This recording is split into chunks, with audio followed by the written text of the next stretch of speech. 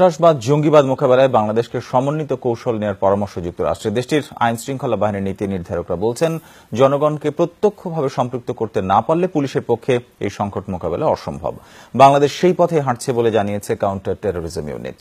সন্ত্রাসবাদ নিয়ে যুক্তরাষ্ট্র থেকে ফিরে মাহফুজ মিশুর ৮ পর্বের রিপোর্ট শুরু হলো আজ।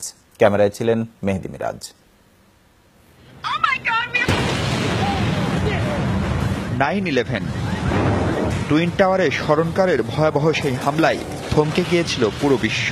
কেবল তাই নয়, তারপর বদলে গেছে খোদ যুক্তরাষ্ট্র আর সেখানকার মানুষের বহু ধ্যান ধারণা। বিশেষ করে সন্ত্রাসবাদ জঙ্গিবাদ দমন আর তা প্রতিরোধের কৌশলেও দেশটিতে এসেছে বড় ধরনের পরিবর্তন। দীর্ঘমেয়াদে কিভাবে এই সংকট মোকাবেলা করা যায় সেদিকে তখন থেকে নজর এখানকার আইন শৃঙ্খলা বাহিনীর। আইন শৃঙ্খলা বাহিনীগুলো কেন্দ্রীভূত। আমাদের চ্যালেঞ্জ ছিল সেটিকে বিকেন্দ্রীকরণ করা।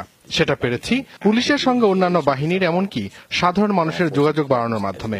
আর একটা কথা, পুলিশকে জনগণের আস্থা অর্জন করতে হবে। বলতে পারেন এটাই সফলতার মূল মন্ত্র।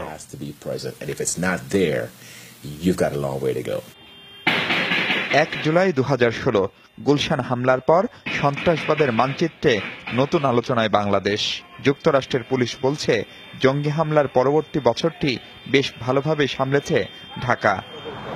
তবে আইন শৃঙ্খলা বাহিনীর সাথে জনগণের দূরত্ব না কমলে এর টেকসই সুফল যে মিলবে না, সেটিও স্মরণ করিয়ে দেন তারা।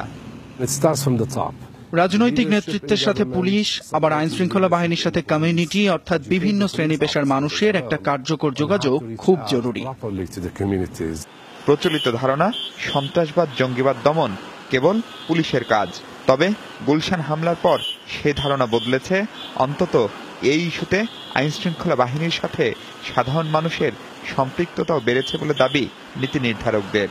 জঙ্গিদের আমরা প্রতিহত করতে পারবো, কিন্তু জঙ্গিবাদ বা টেরোরিজমকে কিন্তু এই ইয়েটা আমাদের হাতে না। এইটাকে পরাস্ত করতে হলে এটার একটা পাল্টা কাউন্টার ন্যারেটিভস সেটা তৈরি করতে হবে। কিন্তু শুধু কাউন্টার ন্যারেটিভস কিন্তু কোন সমাধান না। সবার অংশগ্রহণ করা ছাড়া যত দক্ষ কাউন্টার টেরোরিজম ইউনিটি গঠন করা হোক না কেন, সন্ত্রাস দমনের জন্য শুধুমাত্র তারাই যথেষ্ট নয়। পাশাপাশি জঙ্গিবাদ মোকাবেলায় সবার জন্য মানসম্পন্ন শিক্ষা নিশ্চিত করার পরামর্শ দিচ্ছে যুক্তরাষ্ট্র।